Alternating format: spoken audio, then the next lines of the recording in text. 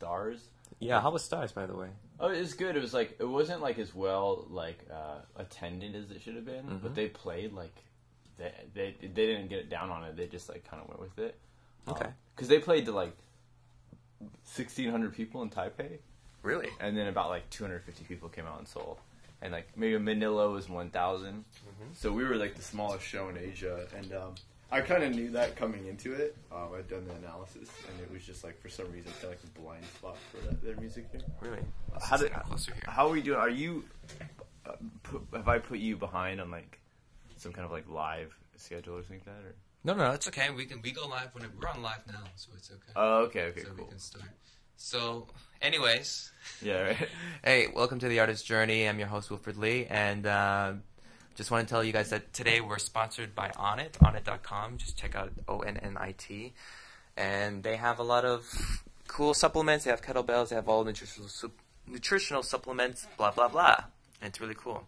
The stuff I usually take is like Alpha Brain, and it's kind of like a nootropic, so it has like a lot of good enzyme, vitamins and whatnot. It's psychedelic. It's kind of like, no, it doesn't not make you feel like you're limitless, but makes you really sharp. Maybe it's like nutritional Adderall. That's what I think. Cool. Is that available here? Or? Yeah, well, it's in the States. You can order it online and stuff. Oh. Yeah, and they have that. They have Shroom Tech. Not really shrooms, but it's used with cordyceps mushrooms. And they found these mushrooms high up in the Alps, and they noticed that all the cows or the livestock was eating it, and they had much more strength. And they checked the mushrooms, and they've been using it, and it's really good if you're going to the gym. Or what it does, it kind of changes your immune system to be in like a fight or flight mode, so you have extra energy. Sounds like an X-Man power. Yeah. Anyways, cool stuff. So you can check it out, and we're always updating our website.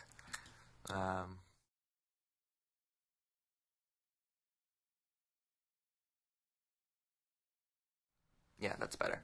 Yeah. So this is our site. We're just updating some things. I think some interesting things I found recently. Have you heard of photogrammetry? No. Yeah, it's pretty cool. It's like, this is a game, obviously, right? You can see this the entire thing, but instead of working it completely in a software like Maya or 3D Max, what these guys did was they actually made like physical objects, right? They made like pieces of box or whatever, and they made this, and they took a picture, and this program can take the picture and it can render it into 3D space. Oh, okay. So it's like you just take a picture and then it somehow calculates the depth. Does it do it with two camera points of view to like kind of interpolate? To be honest, I don't really Test. know. I can show you. Pop quiz hot shot. Pop quiz. That looks really good. Do you remember Clay Fighters? Clay Fighters. Where they use claymation to it was like Mortal Kombat, but it was real claymation. Yeah. It was like stop motion. It's cool. Yeah, it is pretty cool. I mean, for like brutal like guys tearing each other apart, it doesn't really work. But this looks really beautiful. Yeah, and this is all taken as a picture first, and then it renders all that information into 3D space. It's kind of like 3D mapping everything. So yeah. And then they just, build all that stuff by hand. That's awesome. That's really cool. Yeah. That's what is that, Steam, or where's that available? Is that like what platform? Well, I think this is just like a game that they're working on now that's not completed yet. So I think this is like the advertisement, but they're also trying to advertise, the technology they're using to make this. Do you follow indie games and like Limbo and all that stuff? Like, oh yeah. I love Steam. Steam has some really, really great shit. So concepts are awesome. Especially like they get like small teams can do them, so they don't need like, because I think to make one of these like these PS3 games, it takes like a Michael Bay budget. Yeah. And then you're at the behest of all that. Then you have to answer to all that money. So. Yeah, that's like why Hideo Kojima is like one of the best guys. Anyways, we're still in commercials, so let's just start the show, okay? All right, we'll start right now.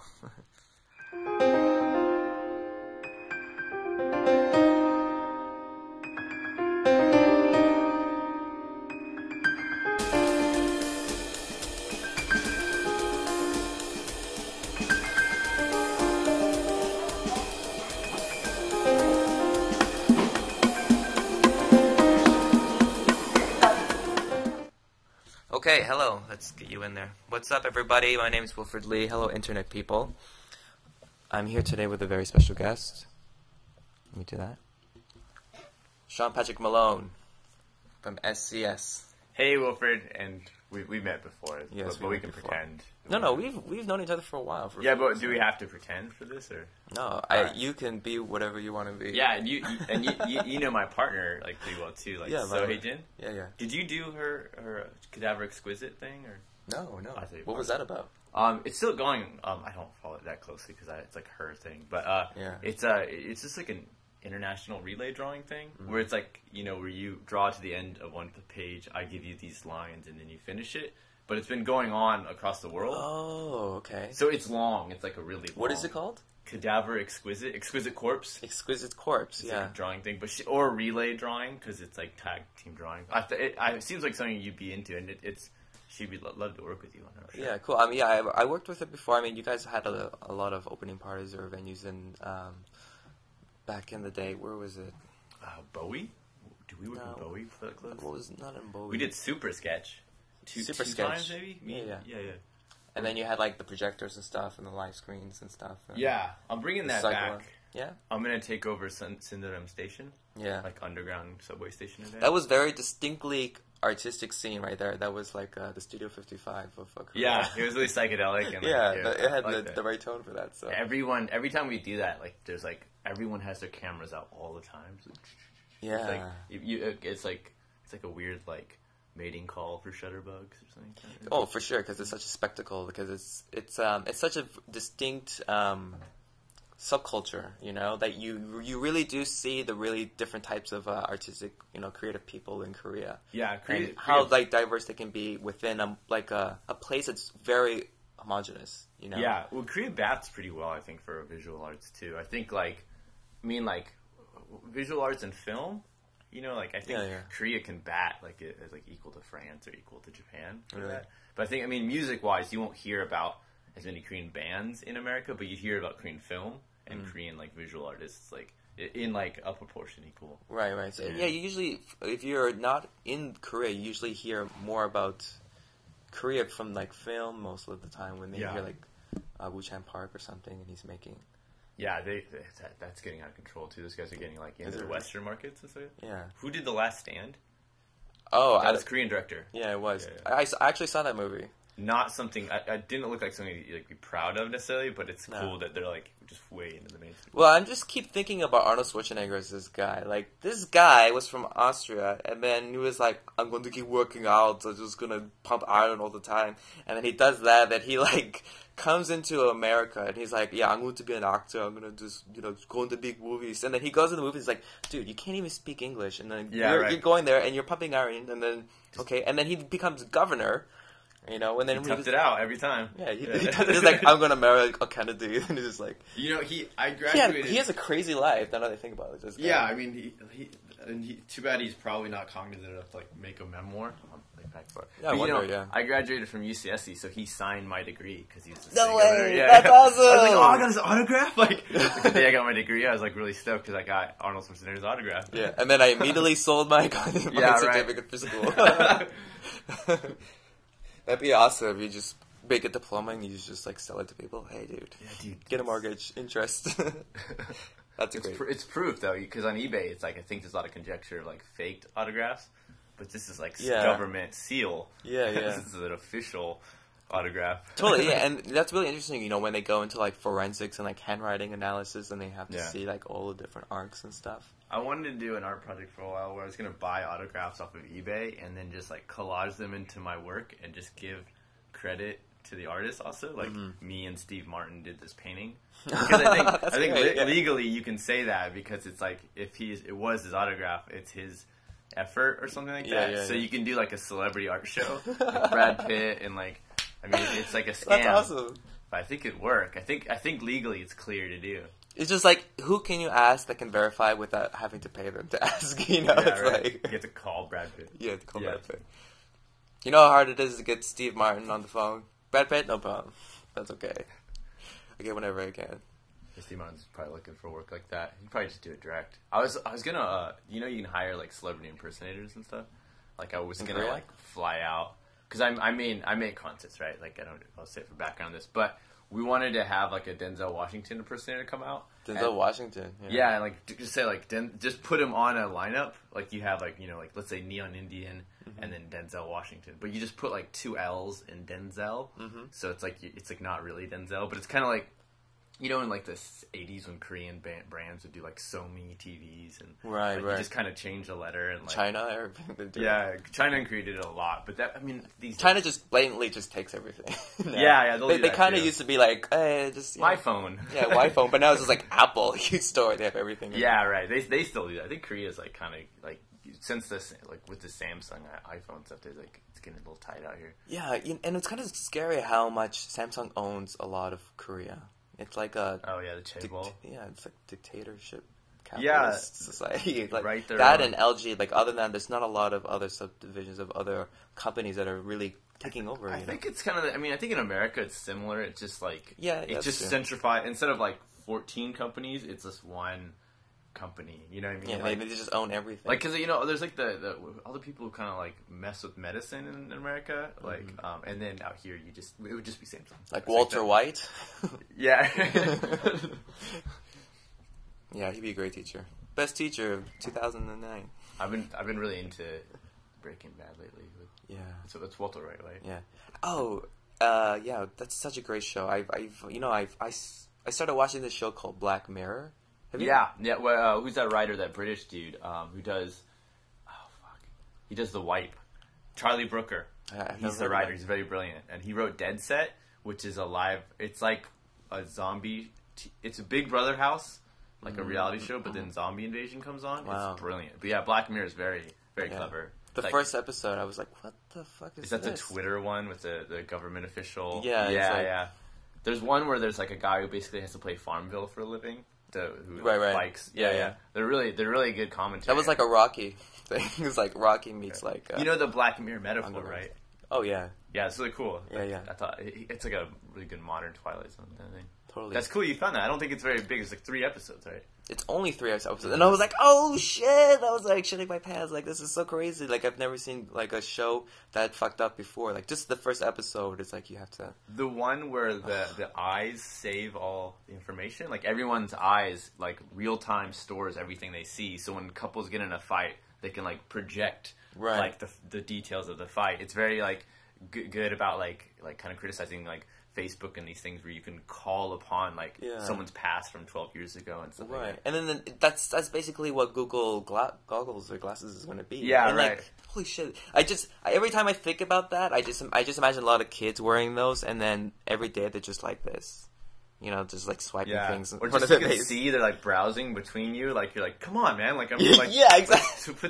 Turn that shit off. Like, but it's better than because some of these kids in Korea, like when I'm riding my bike, I'm just like they're just a liability. They're like walking around with their head in their phone.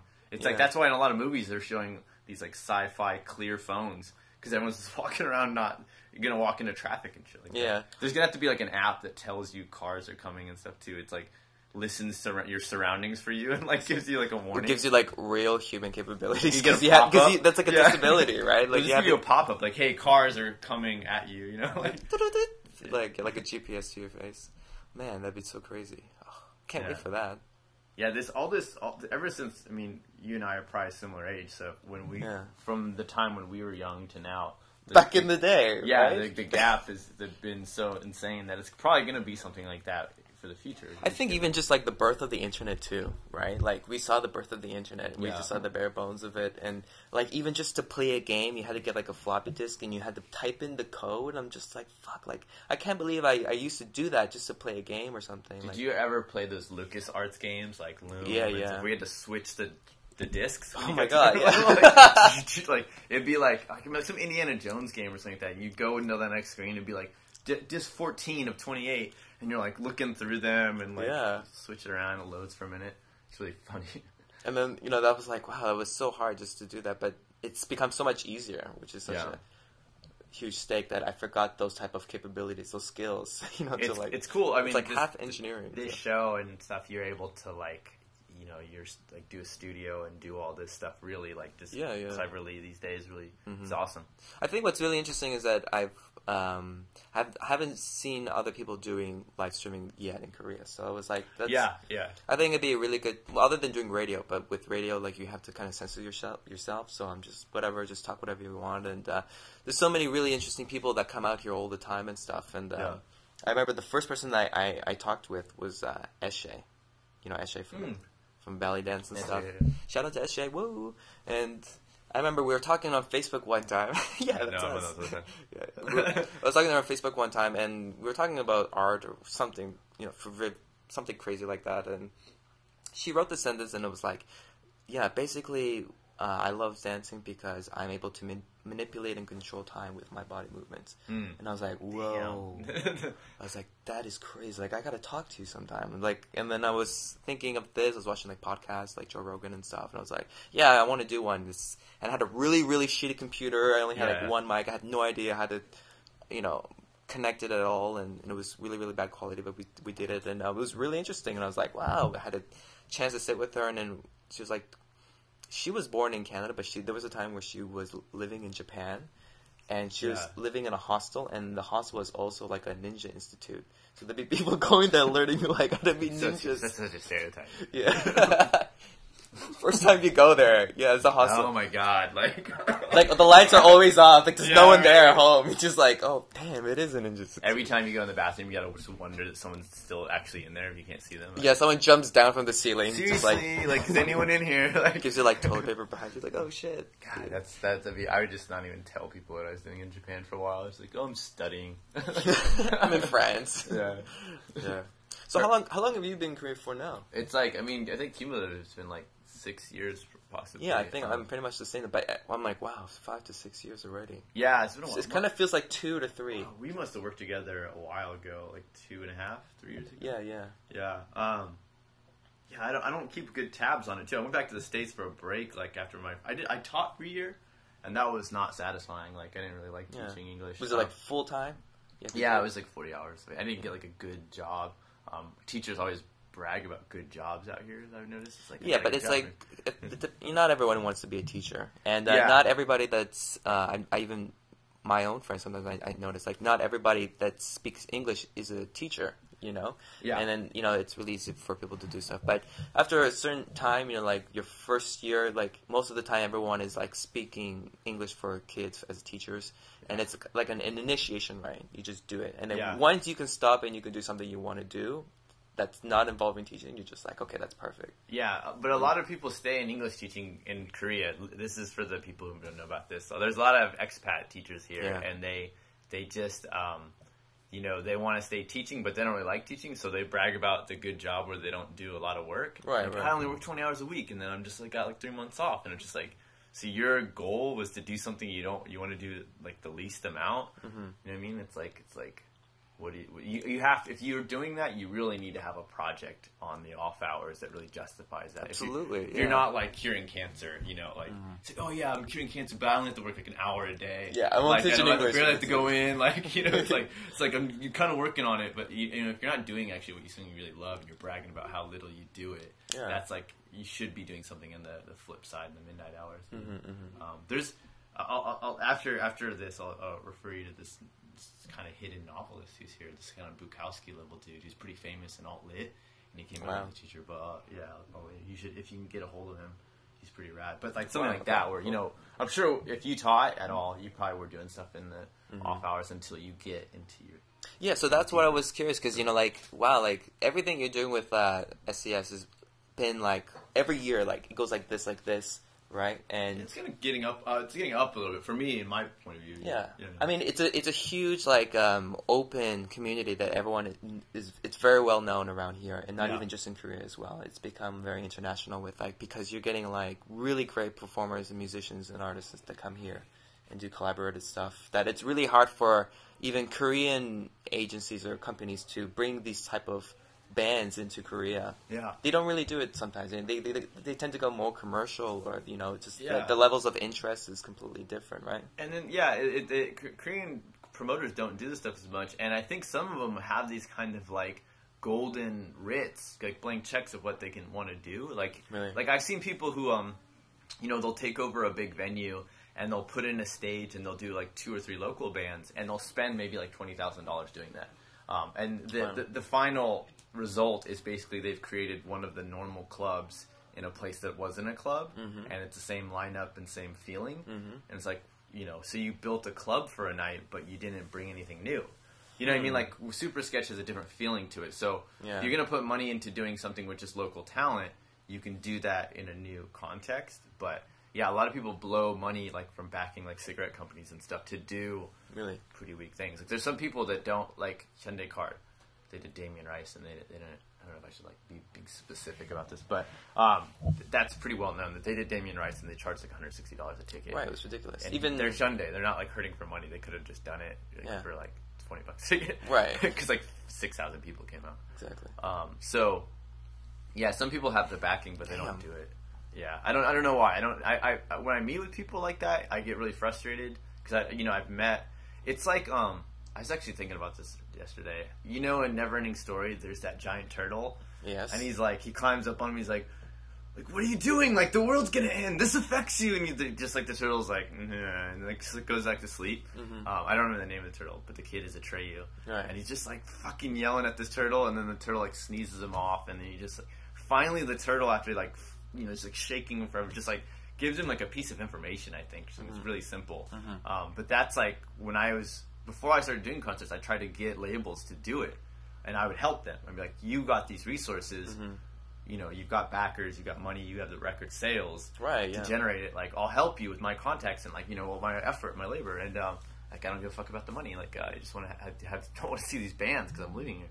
Right. And you know, they still don't budge. And I think actually we've gotten some success with people kind of like starting to like rip our steez a bit.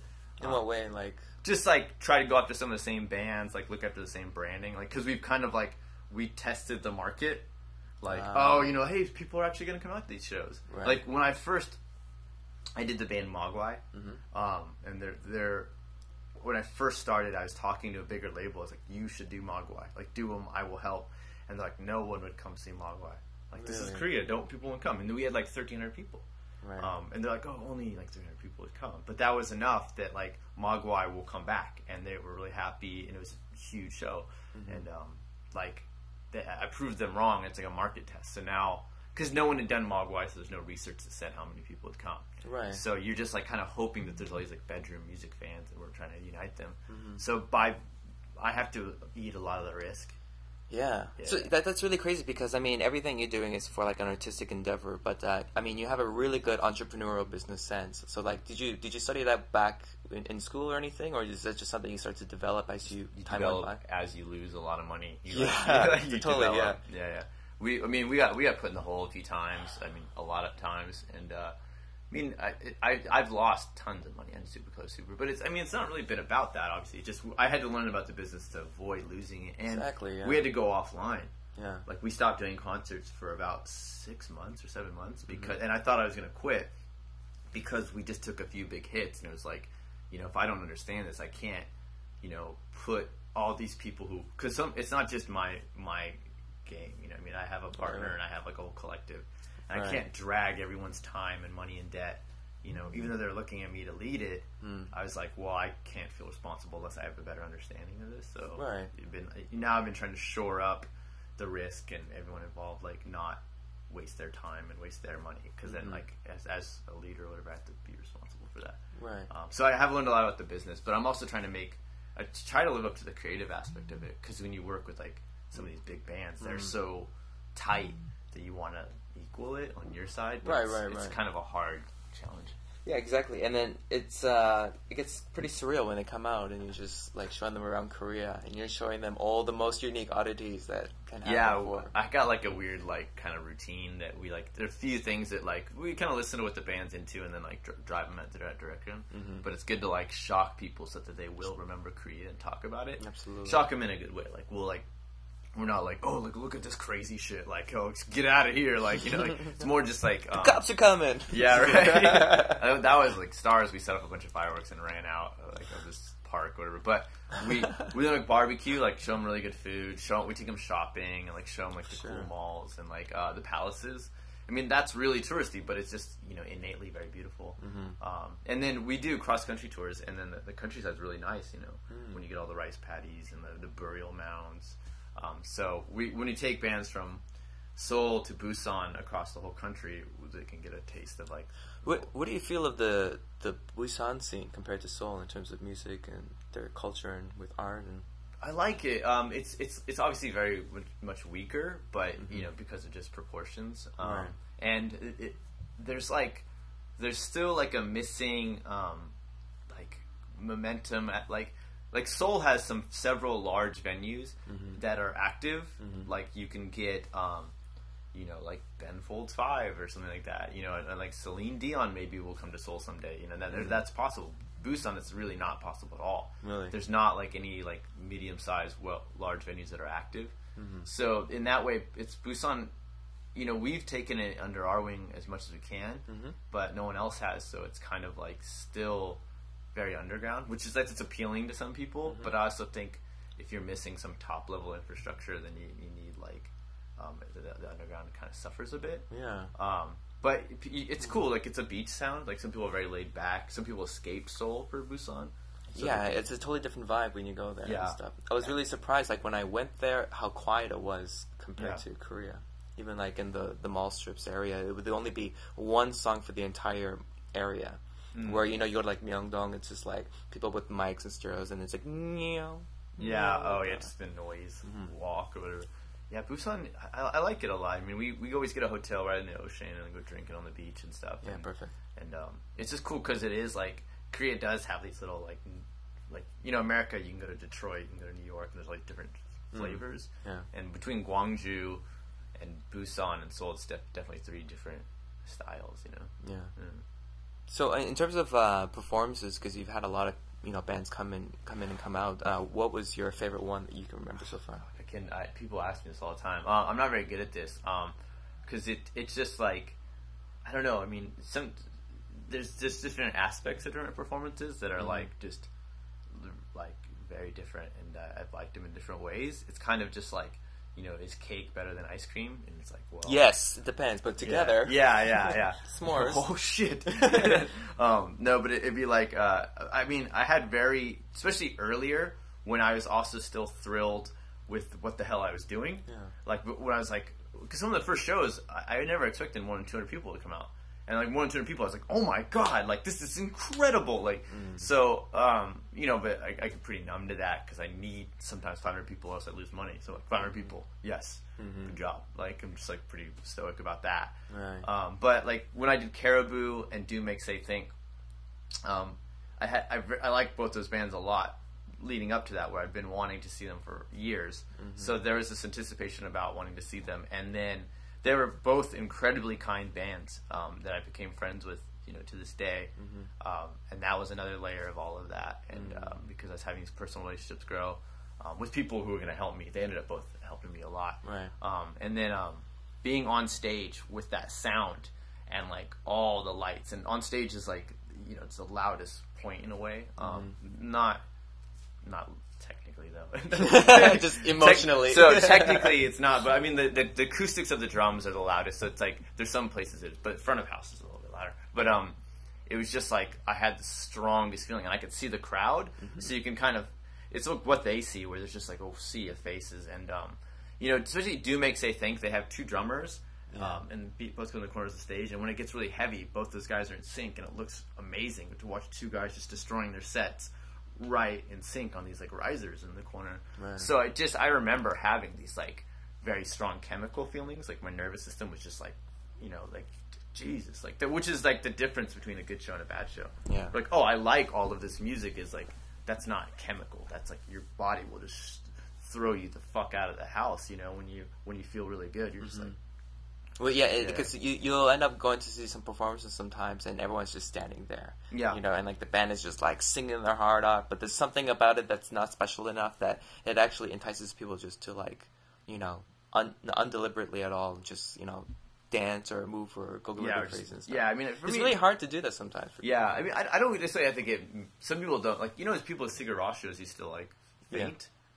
Like they used to be, they just black out. And I mean, some people moving could be one way where just like for me, I'm pretty shy. So if I do start moving, it's because I've like been drawn into that ecstasy. Right. But sometimes it could be like standing where it's just like, but yeah, it's definitely like when you get a lot of ecstasy, you can start moving a lot, or you can just like shut down so much where like, but it's chemicals. It's like you talked about that flight or flight thing. I mean, it's like there's weird like chemicals in your body that really determine a good and a bad thing more than just saying it, you know what I mean? Yeah. That's what she said.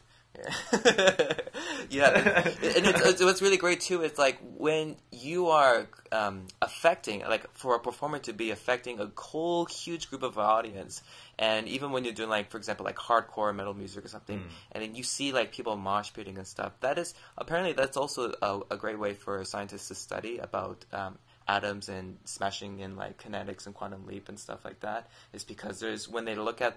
You said quantum leap. It's quantum leap because it's about Scott Bakula, and I just watched it today. I was like, I love that show. Good, all right. I had to sneak that in there.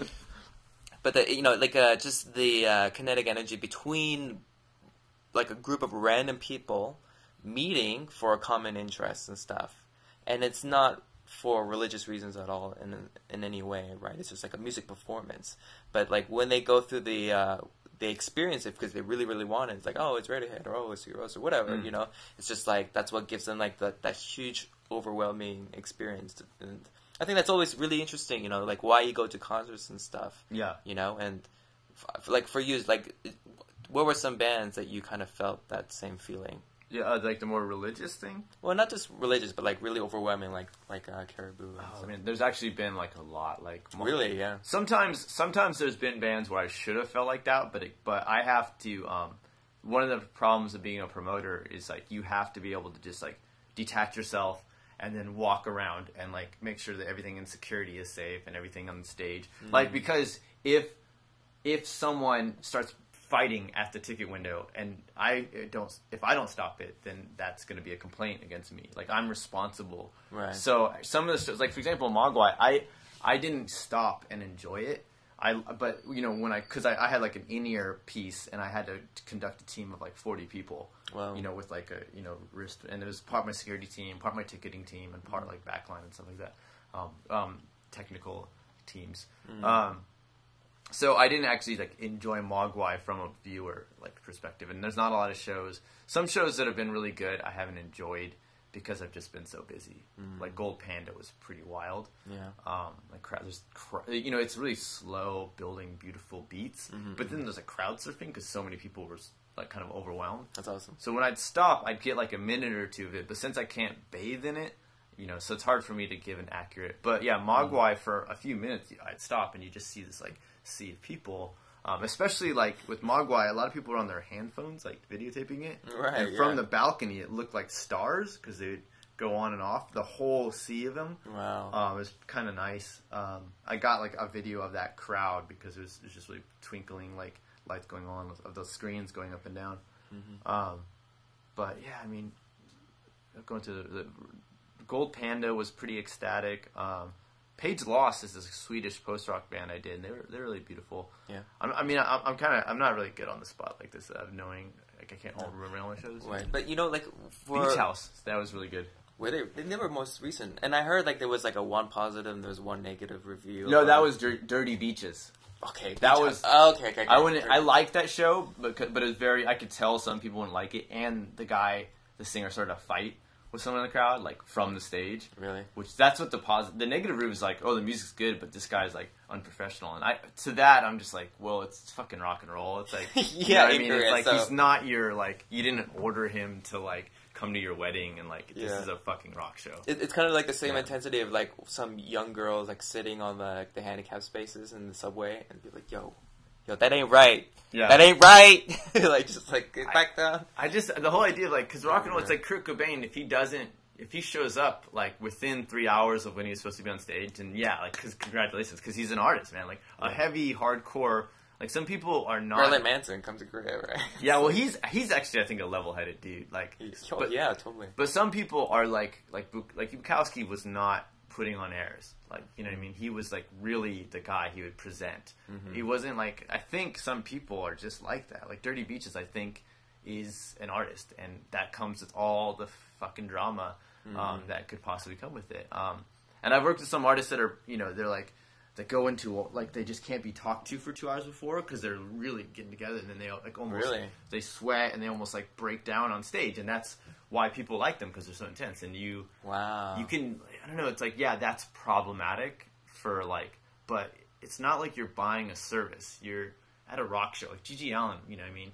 He's gonna take off his clothes and punch people, and that's like punk. And that, I don't know. So I think the music, from the like that being a complaint, I'm not really into that, because I'm not going to see like it's like that world admits it. Yeah. You know, if I was the guy getting beat up, yeah, and I hated it because I would have like the legal liabilities. You know, there would have been injury. Right. So like for me, I was like, that was really stressful. But yeah, but Dirty Beaches, no, Beach House. Beach House. Yeah. They came like a month apart, so I get them confused. Yeah. They just had this like, they made these screens that are like frames with many threads, and they layered them so the projectors would go through, and they have 3 projectors with 6 of these screens, so it looked almost like fake 3D. Like it was like translucent, it was like kind of like filtering within each frame, kind of. Yeah, so give it kind of like a resonating effect. Yeah, so the projections had a physicality to them. That's cool. Especially with the hazer. Yeah. Wow. So, and then, you know, the lighting guy had he had his own programs for every song that connected with the projector, and they play immaculately. So like the mix of the lights and the visuals was just like pretty beautiful. Wow. Like, you could see on the reviews and the photos, that was just a beautiful show. Who other than Beach House, who has other great like visual performances in terms of like spectacle and what they do? CocoRosie was really beautiful and spectacle and stuff. They played for like an hour and 40 minutes, and I didn't even notice it was that long. It's like one of the longest sets we've ever had. But it was just like, wow, that was just a minute. Because they like, you know, they dress up in really weird outfits, and they have like a harpist on stage and piano, grand piano, and like some visuals, but it's more like the kind of decorum of them. That was really kind of interesting. Cool. I'm trying to think. I'm really. There's like so many that you've seen. Yeah, I've had 60 bands. Whoa! Yeah. Whoa, that's awesome. So, but you know, you even have your own bands too, with like Cyborg. Cyborg. Yeah. So how did you form that? Was that in Korea? Yeah, no, it's music I started doing with my friends like years ago, and then I used to play it solo in Korea, and then I just kind of hired some drummers, and now my newest drummer, I wouldn't call him like a hire, because he's like pretty active in the process, and he's been driving the project a lot. But cool. I mean, we're still playing my music except for when we do improv, because he's this jazz trained, pretty smart guy. Wow, that's pretty awesome. But yeah, I mean, it's not like as serious as the bands I work with, because they're like career musicians, and you know, we're just doing it for like fun. But Cyborg was how I built Supercolor Super, because I had all these networks from playing in other countries and stuff. Awesome. So how did you come up with the name Cyborg? I was just a dumb word play. Like, it was SIGHBORGA. So it's like, I think if I was gonna change it, we've been thinking about making a new band called Old Kid. That's great. Oh, that's awesome. Yeah, I like that. You guys have these awesome names for it and stuff. Yeah, I like naming. I was gonna name a festival if I make one next year, like the whole alphabet. Say ABCD, like. So they're gonna like, is this a Fiona Apple album? Yeah, right. You only can copy paste it. Just like anyone has to type it out. Like, fucking hell, like it's so problematic that it's actually like good again. Yeah. Like, have you seen a Grimes poster? That is a beautiful poster, by the way. It's so problematic. You know, it's hard to read. Yeah. Because my staff was like, we can't put this out. And it's like, we're putting it out. Like, It's like, I don't care if people can't read it. Like, it's awesome. That's like the point. Like, so... Yeah. But they're like, it's just not clear. Like, it's like, dude. No, it's so distinct. Like, if you see it this format, and once you stay away from that and you put in some right beside something else, it's just like, what the fuck is it? Like, every time I see it, I'm like, I love the flow and the composition. Yeah, it was great. So that was the point. Font is fucking beautiful. It's like one of those things where you break the rules enough and it goes back to being like... Yeah.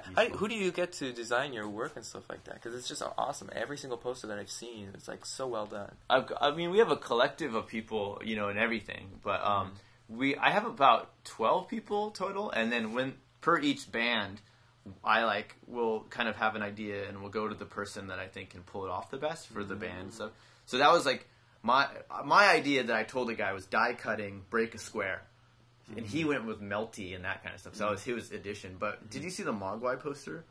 I forget what it looks like. It was 3 pieces, and it was a whole guy with the light coming out of his mouth. Oh, right. It was based off the Thing poster. Mm-hmm. You know, the Thing. Right. Maybe we could find it too. Yeah. You seen that movie? The Thing? Oh yeah. Yeah. The Thing.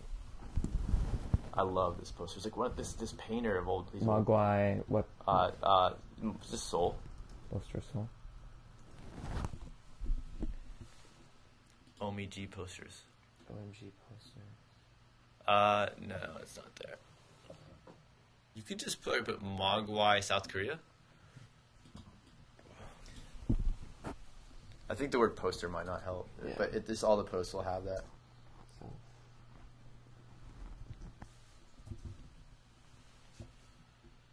Mogwai, South Korea. Yeah, just try images. I think it'll come up with that one. Oh no! There it is. That's a dude right there. This one here, Okay. So that was a 3-piece.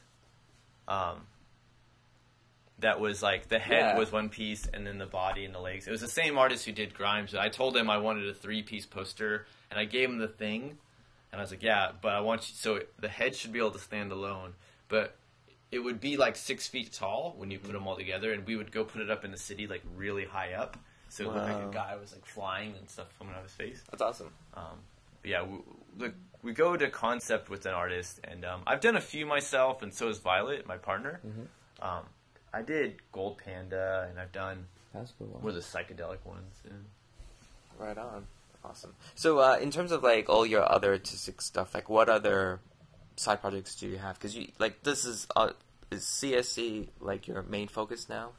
Yeah, I use it to launch a lot of stuff. Like Super Sketch, that thing we worked together on, that was my idea. Mm-hmm. I'm like in SCS, I've been designing a sensory deprivation concert, which will be like total blackness, and you sit down and like you're led to your seat. With, my staff has these like night vision goggles, and for very quiet music, you just sit and like you can't.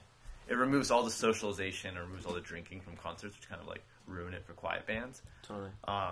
And that's my idea. And if I wasn't in SCS, I'd just do it, on my own or whatever. And I've been working on a book. I don't know if I should talk about this. This is like kind of offensive. No, it's okay. It's a book about it's about racist stereotypes that aren't real, and like pushing them. It's called Why Do Mexicans? And is the working title, and it's gonna be you're like working title, and it's just kind of like why do black people always like build model trains, and like you just make up these stereotypes. It's like as if you did a comedy set where you just talk about these stereotypes that aren't the opposite of known stereotypes or even the real ones. Right. Like why do black people get so sad at funerals? Like just these weird like racist jokes that they're racist in a relation to nothing else. So how did you come up with that idea? Like why do you want to work on a book on that? You have like a lot of material already? Yeah. You've been writing on, so like I don't know if I'm racist anymore. I'm just like writing stuff. Like why is every why is every Latino guy also my guardian angel? Yeah. It's a stupid I just think it's because really I take funny. care of you, okay, man? No, you can't do that. You can't do like the rule. Oh, because then I become the racist. No, you can't. You can't do an existing accent. Oh, okay. So it has to be there's this one comedian. He does a bit as like, hey, you want to hear like an imitation of a Chinese pilot? And he does a British accent. He's like, well, I was raised in London, and it's like it's like not you can't go to like the stock character. Right. It's stupid. It's like I just want to do it because it's funny to me. And I used to write, and I haven't been active in that for a few years. But if I got back into that, I would do that. So I do my band. I do a little bit of writing, and I work for a publishing company. It's not really like a creative outlet, but it's helps me learn about organizational systems and stuff. I'm a project leader at one of the biggest Korean publishers.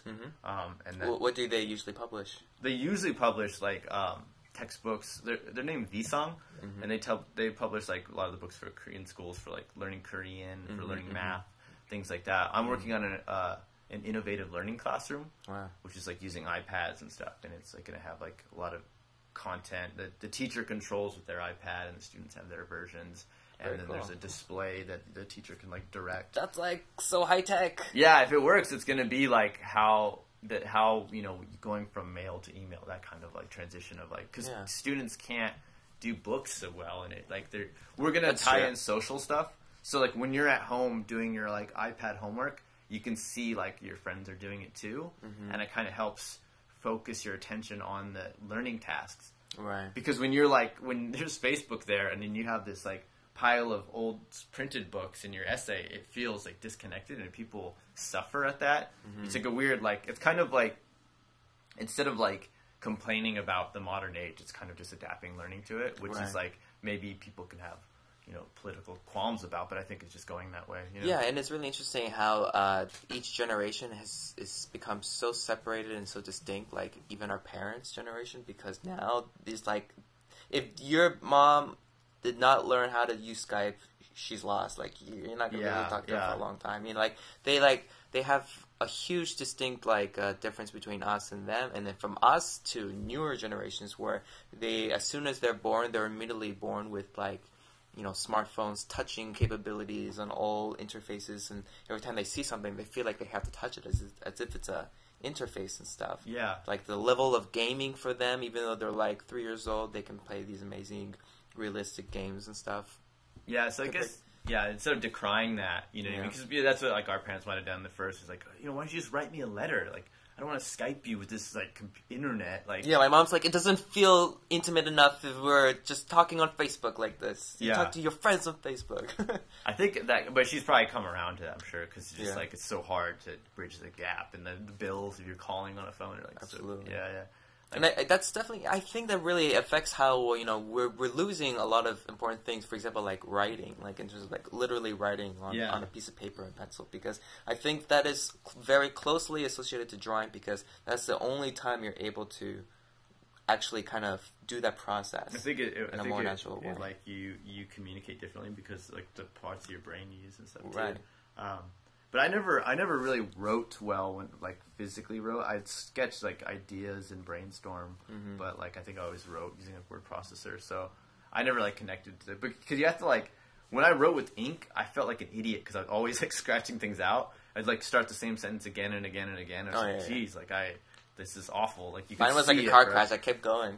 I was like, I don't give a shit. I'm gonna finish the sentence. It's good for free writing because then you're like, oh, whatever. Yeah, I don't even write straight anymore. It's just like on the side of everything. Yeah, I carry a notepad at my publishing job, and it's really weird because it's like I waste a whole page very quickly. Yeah, like for somehow 14 words or something like that, and it's just like the page is gone because I've done these like diagrams and shit, and then like my coworkers look at it.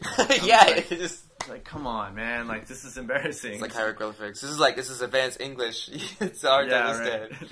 The pattern of my mind. I want to start doing fake note keeping for like maybe like hire a kid to write like really good notes, and then I just come into my office and like flip through my book and it looks really nice. Yeah. Like just some like kid with this like little handwriting. Just fill it all so I look like I'm working really hard. That's awesome. It's so great because sometimes you have all these different random ideas and they actually come to actualization. They produce into reality. Because I mean, you have you're doing your music, you're doing SCS, and you're doing your own writing and stuff. I mean, do you ever feel like you have to go through certain cycles, like fall season? Okay, I'm doing more music oriented stuff, or sometimes you kind of lose that mood and then you go more into writing. Yeah, or it's just time management within SCS, because I've kind of given like a little bit more of like inside of SCS, like some things we do on our own, like the. Like, for example, the poster for Grimes is our side of it. You know what I mean? If we just put on Grimes and we put her normal picture on a poster and we just collect money off of that or something, that's really, like, disgusting. And, it's, like, not uneven. But then her music is so much more than what we've done and her own art. So I want to get things inside my collective as creative as the artists we're bringing in, or at least matching it as much as possible. So we do local events, like if we do a sensory deprivation show and we develop that to be this like other world, then like I feel like we can really take credit for that, rather than like I didn't write Mogwai's music and there's no, like as well as the poster can be, that's only one aspect of creating the total experience. So like doing our own parties and stuff, like if we do this subway station takeover, I want to like challenge my team and myself to be as creative as like some of the people we're bringing in, or try to for a moment or two, and because we're actually coming into probably bigger resources soon, and it's one of those things where it's like if I'm doing a festival, like I want to earn that control of like that much resources. You know? Absolutely, yeah. So I don't know exactly how. I think it's like a challenge of personal development, and also sometimes I have these like oddball ideas that I really shouldn't have like followed up. Like I did like I thought it was good, but it didn't work out. It just like the market didn't like it. But I did this like Asian concert series where I brought in this Chinese band, and I was like, I want to get Mongolian bands in here, Japanese bands. Right, yeah. Let's do the region. And the first one, it just bombed, and I'm just like, well, maybe Korea's not into this. And like I don't, it's a mistake of the market. I don't feel bad for that, but it didn't like fit. So what is the market now in the? It's weird, man, because Korea like really weird. We talked before. I think we turned on the recording, but that band Stars, they were like very popular in other places, but here they just weren't discovered. So I have a few research tools where I can find out how popular a band is, and some bands like really blow up, and then some bands like are kind of missed. Like do you know Gang of Four? No, I don't. They're like they kind of created the dance punk sound in like the 70s, and they're really well known and like kind of like MC5 or one of these like big, like history of music type bands. And they wanted to come out, but when I did the research, it was just no one really knew about them. Because of like at the time, like import or like who was like trend leading in Korea for a few years, they didn't really like kind of spread them around. Right. But Swedish music for some reason is a lot more popular. In Korea? Kings of Convenience, like when I did the radio department, it was like more popular than Blonde Redhead. Right. And they were a great band too that performed here. Yeah, they played here, and Blonde Redhead is pretty large in the indie scene. Like they've been around, they've been active for like 12 years or something, so they've got a big following. But sometimes like Kings of Convenience is huge here. Jason Mraz is like bigger than Radiohead, like one of the biggest things ever. And it's just some music trends or licensing or some commercials, and you get music that it's probably not as mystical to Koreans, but for me it is kind of mystical because like they've broken so well in the West, but then the press hasn't been translated, and that critical acclaim hasn't been like transported. Right. Like Japandroids. Yeah. I mean, they're kind of just like straightforward punk. So maybe it was the decision of some magazines in the West and the crowds and the taste of the West. They got big, and they did do well here, but it's mostly with expats. So it's like you can't. Korea's like really good about post-rock. There's something about more chill indie music. Like I would call it like cafe jams. Yeah. Like you just put it on and like it's like kind of friendly to like read and like buy. That stuff goes a little bit better. Like Sigur Rós, like Beach House is one of those kind of bands. But yeah, cafe music's pretty good on the indie scene here. So that's why most Koreans are going for, right? I don't want to say most. I just say like a larger part. I mean, there's everything that in the West Koreans are into, but I'm just talking about in the scale equal to the West or whatever. Would you ever do a tour of like Korean trot music? Get the best of the trot musicians? I feel like, I don't know if I can, those guys are probably hard to work with. Yeah, they're like divas, right? Yeah, right. It's just like, Sean, I want to talk to you in my office. Yeah, no, man, no. Like, I mean, yeah, the cultural stuff in Korean music still exists. Like, so when you deal with like older people, like it's when you talk up to an older person in a label, it's like you have to be, like sometimes there's label heads that don't really know what they're doing, but no one knows how to tell them that, and they're the head of their label, so you're just having this meeting, and you're just like, well, like the American style would be, and like you really put out that card that's like it's playing poker, right? Yeah, that's awesome. It's tricky. That stuff's really hard for me, though. It is. I mean, okay, so, if you've been here for roughly 5 to 6 years, I mean, Korea is a pretty good place in that regard, right? But, I mean, do you ever consider about, like, ever going back home? And if you did, like, how well could you translate everything that you've done here to another place? I feel like there's so many established promoters back home. I only got into music here because no one else was doing the bands I wanted to do. I wouldn't want to compete. And then there's like the Western scene's a lot more wild. Like bands ask for drugs on their riders and stuff like that, and like people are doing drugs in the crowd and people bring weapons. And, I think if I went back and I was going to stay in the music business, I'd probably be an agent to Korea and just work from another country. And I do miss America a lot. Like, you know, just the scene there is so awesome. Like a lot of close friends and just, you know, food and the what type of food? You know, just like hamburgers and In-N-Out and stuff like that. But like real hamburgers. Corn nuts. I miss corn nuts. In-N-Out. Corn nuts. Carl's Jr. Like all the worst foods is what I just miss ketchup chips. You know, like. Are those here? It's very, very rare, and it's not the same. I never tried ketchup. I've only saw one, and they just like sprinkle just a little bit of that. So is that potato chips, or they just pour ketchup and then like let it dry? Like, oh my god, if they did that, I'd freak out. What is it's like seasoning, but it really tastes like. But what's the binding element, like the material? It's just like, you know, like any other chips. If you know, they're like sour cream chips. Like they just have the But that's seasoning. like there's like usually corn or there's like wheat. What's the basis? I don't know. Some like tomato flax seeds or something. How is it? What's conveying that flavor? Well, I know. It's hard to question that because it's probably all like not real food anyways, right? Yeah, so. I mean, I remember like kettle potato chips. Kettle, you know, kettle potato chips. It's like they're real. They're like sliced. Oh, and okay. They're all like different, and they're, you know, like salt and vinegar flavor. Yeah. I miss this like, but the moment I leave Korea, I always start missing Korean food too. So it's like, because I'm kind of trapped in between these days. That's funny. So last time when you went back home, I mean, how was that in terms of like, did you ever get that kind of syndrome where you feel like a foreigner in your own place? Well, yeah. I mean, you like, I when I went back, I was like coming from the airport to In-N-Out, like straight to In-N-Out with my buddies, and then like literally we parked in this parking lot and. I looked out the window and there was like the fattest lady like trying to reach out an SUV to pick up like a big gulp off of like she'd set down or something like that, and it was like all of everything. That was like the epitome of like, I was like, I'm really back in. This is like that's so stereotypical. Like you're like this is like what people say about America, and like I'm really seeing it everywhere. It's like that's hilarious. Fat people in SUVs, and it's pretty sad, but it's true. Yeah. Awesome. So, but other than that, I mean, when you're hanging out with your friends and stuff, or just chilling out, was it just easier to chill out because, you know, in Korea, you people tend to be much more like bali, more like in hurry. Yeah, and I mean, I like that part of Korea in a way. Like, I mean, I gotta. Too much is not a qualify that. Yeah, I mean, I like my friends back home are like stoner artists, so they're just like, oh, you know, like whatever, dude, like just like.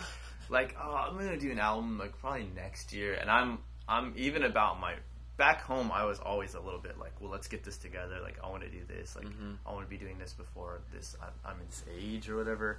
So I was always at a kind of like frantic pace.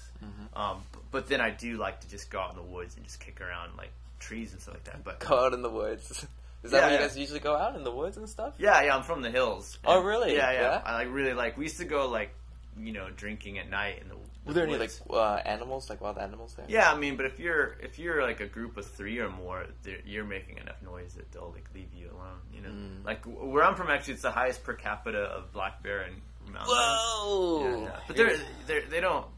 You're it's pretty safe. You're more worried about like spiders or like stepping on a rattlesnake. Like we walk on this fire road, went out into the woods, and the snakes sleep on it because the stone is warm. So sometimes you walk along and be like, oh, rattlesnake, and like you like just step over really quick because it's asleep. Wow. And yeah, I mean, but you just as long as you know like a few things to look for, it's like probably safer than living in like San Francisco was, you know. Like, holy shit. Yeah.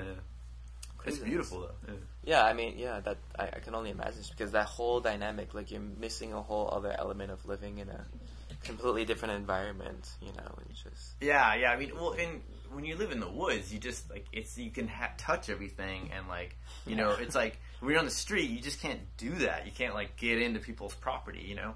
But the moment you're in the woods, there's like all this chaos and design by nature, and like weird animals and stuff like that, and colors, and you're kind of like free to be around it, and there's like the stars and a lot of like inspiration, and it's quiet, and you know, people are not trying to grab your attention for consumer purposes or whatever. So do you feel like just that being that type of environment really helped with like your creative ideas being much more distinct than totally what's going on there, right? I know we're actually one of my projects now is I'm looking into buying a farm in the countryside in Korea and like making an artist residency where people can like pay to go out there for a few weeks or a month to like escape and just like ride your bike around and like just eat simply and like work on your album. Like, because if you live on a farm, you can play at any hour, you know, because your neighbors are so far away. So true. Yeah, so you just get wasted at like 3 a.m. just like go drum and like, you know, follow an idea, because you know out here you pay by the hour and like it's hard to like control creativity. Right. You know, in so true. That regard, yeah. Doing a retreat. Yeah. Well, if you ever make a cult, I'm in. All right. You know, we'll just take some few notes from Scientology or whatever, and we do the right processes, and I'm sure we can get a good following. So that'd be great. But yeah, before we finish, I mean, is there anything that you want to let people know about any upcoming events, what you're doing, you know, I mean, shows or whatnot? They're always up online. We have a good summer coming up, and like, you know, supercolorsuper.com is where we post all of our shows, and we're on Facebook as well, and you know, like yeah, it's just rolling, so it's good to just poke in. I mean, Grimes is the next big band I'm doing, but she's already sold out. Whoa! And I think G-Dragon's like coming to the show. Really? Yeah, like he's like in the crowd and stuff to watch, because he wants to work with her. Cool. So he wants to like meet her about this. I think like maybe a collaboration. But yeah, I mean, other than that, we're going to be announcing a summer lineup soon, and there's always stuff coming up on our page. Yeah. Awesome, cool. All right. Well, also you guys can also check out our Facebook group page, My Artist Journey, Facebook.com/My Artist Journey, and then we also have our site. You know, we're always putting up memes and pictures and videos and whatever and whatnot. So yeah, just take a break, check it out whenever you have some free time. And again, thanks to Sean. Awesome time. Always a pleasure hanging out with this guy. And it's good to see you again. Yeah, totally. So guys, just stay tuned, and hopefully we'll see you at the next one. Okay, bye bye.